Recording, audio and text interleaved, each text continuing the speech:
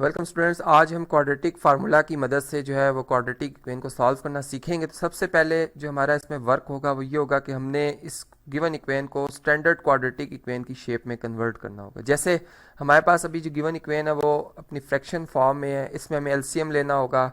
और एलसीएम में हम जानते हैं कि जी डिनोमिनेटर्स में जो हमारे पास नंबर्स हैं, इन दोनों एक्सप्रेशंस का प्रोडक्ट आएगा, चूंकि ये दोनों एक दूसरे से डिफरेंट है। और इसी तरह से इनके न्यूमरेटर्स को फिर हम, जैसे फर्स्ट टर्म का जो डिनोमिनेटर अगर वो देखा जाए तो x-1 है, जिसको डिवाइड किया जाएगा एलसीएम से, तो फिर x-2 जवाब में आता है, जो कि 1 से मल्टीप्लाई होकर x-2। सेम बिल्कुल यही बात यहाँ पर रिपीट होगी और यहाँ पे आएगा x-1 इक्वल टू 2 के। और अब हम इसमें जो लाइक टर्म्स हैं, जैसे हम देख रहे हैं कि x और x दोनों x terms like terms 2 times x आ जाएगा, जबकि -2 और -1 ये दोनों नेगेटिव में ऐड हो जाएंगे, नेगेटिव का 3 आएगा, जबकि 2 इंटू यहाँ पर इन दोनों एक्सप्रेशंस का प्रोडक्ट जो कि x-1 इंटू x-2 बनता है, ये आ जाएगा इस तरह से। और अगर हम इसको मल्टीप्लाई भी कर लेते हैं यहाँ पर इस तरह से, ये x से मल्टीप्लाई होगा जी, x² आ जाएगा, ऐसा -2x आएगा, -x आएगा और +2।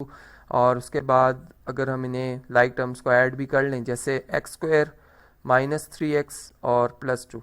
और अब हम अगर 2 को मल्टीप्लाई करते हैं जी डिस्ट्रीब्यूटिव प्रॉपर्टी के अंदर, तो ये आता है जी 2x² -6x और +4। अब यहाँ पर वो टर्म्स जो कि लाइक टर्म है उनको एक साइड पर लिखा जाएगा, जैसे रिपीटिशन जब हम बात करते ही आए हैं। यहाँ पर हमारे पास रिफ्लेक्सिव प्रॉपर्टी, सिमेट्रिक प्रॉपर्टी भी मैं यूज़ कर रहा हूँ जी साथ साथ। ये -2x² -6x +4 -2x हो जाएगा और +3 हो जाएगा इक्वल टू 0। और यहाँ पर ये हमारे पास आ जाएगा 2x² -8x, यहाँ पर 6 और -2 ये दोनों ऐड हो जाएंगे, -8x हो जाएगा और +7 हो जाएगा। इस तरह से ये हमने जो हमारी गिवन इक्वेशन थी उसको हमने इसकी स्टैंडर्ड फॉर्म में लिख दिया है। अब हमारी जो जनरल यानी स्टैंडर्ड जो क्वाड्रेटिक इक्वेशन है उसको एक दफ़ा दोबारा लिखना चाहूँगा यहाँ पर जी, ax² + bx + c equal to 0 के। अब आप अगर इन दोनों इक्वेशंस को कंपेयर करें, चलें इसको 1 और 2 से रिजेंबल कर लेते हैं, तो यहाँ पर a जो है यानी x² का जो कोफिशिएंट है वो 2 है। इसी तरह जो x का कोफिशिएंट जो कि स्टैंडर्ड फॉर्म में b होता है, और यहाँ पर वो क्या है जी -8 है। और इसी तरह कांस्टेंट टर्म जो है वो हमारे पास क्या है जी प्लस साइन के साथ 7 है।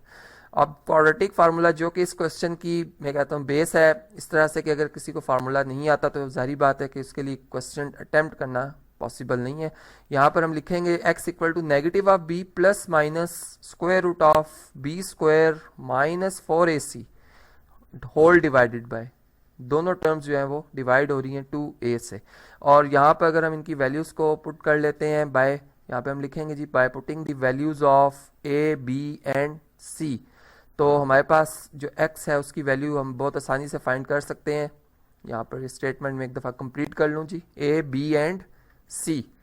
तो इस तरीके से चलें जी इनकी वैल्यूज़ लिखते हैं अब इसमें, और कैलकुलेटर जो है वो हमारे यहाँ पर इस्तेमाल होंगे। नंबर्स हमारे को इतने ज़्यादा डिफ़िकल्ट नहीं है। जैसे -8 का नेगेटिव अगर लिया जाए तो +8 आता है, ये हम जानते हैं जी। यहाँ पर हम +8 लिखेंगे।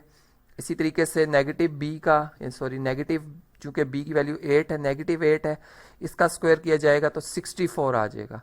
-4 a हमारे पास कितना है जी 2, और c की वैल्यू कितनी है जी 7, और होल डिवाइडेड बाय आ रहा है 2 इंटू a क्या है जी 2 के इक्वल है। तो इस तरह से ये वैल्यूज़ मैंने इसमें सब्स्टिट्यूट की हैं और अब इन्हें सॉल्व भी करेंगे हम इस तरह से जी कि ये हमारे पास आएगा 8 ± 64 डिफरेंस, ये हमारे पास बनता है जी 4 2 8 8 7 56 डिवाइडेड बाय 4। और ये बात हम जानते हैं जी कि 64 डिफरेंस 56 कितना आ रहा है जी 8 आ रहा है, 8 लिख देंगे, होल डिवाइडेड बाय 4। यहाँ पर 8 जो है हमारे पास चूंकि एक प्रोडक्ट है, यानी इसमें इसका एक मल्टीपल है जो कि एक परफेक्ट स्क्वायर है, जैसे हम 4 देख सकते हैं जी।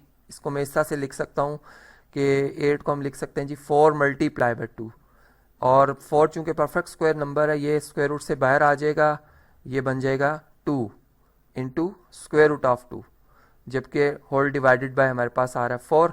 अब यहाँ पर इसके जैसे प्लस माइनस यानी दो पॉसिबिलिटीज़ थी हमारे पास, ऐड भी करना सब्ट्रैक्ट भी, तो दो पार्ट्स बन रहे हैं, इनको सॉल्व करते हैं जी। पहले में हम 8 प्लस करेंगे 2 इंटू √2 डिवाइडेड बाय 4 को, और जो इसका सेकंड पार्ट होगा इसमें हम इनको सब्ट्रैक्ट करेंगे, नहीं 8 difference 2 into under root 2 divided by 4।